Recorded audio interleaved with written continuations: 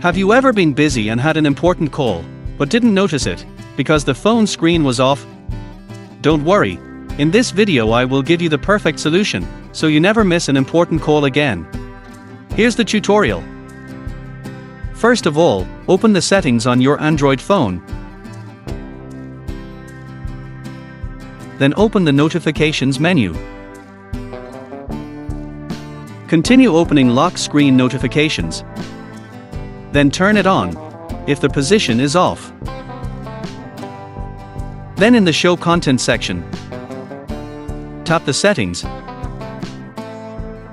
Then make sure the phone app notifications are activated.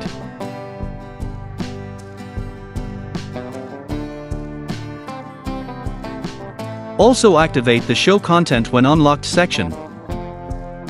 And lastly, select the type of lock screen notification you want. Finished. With these simple steps, now you will always get call notifications, even if your Android phone is locked. That's it for this video. Hopefully it's useful. And thank you for watching.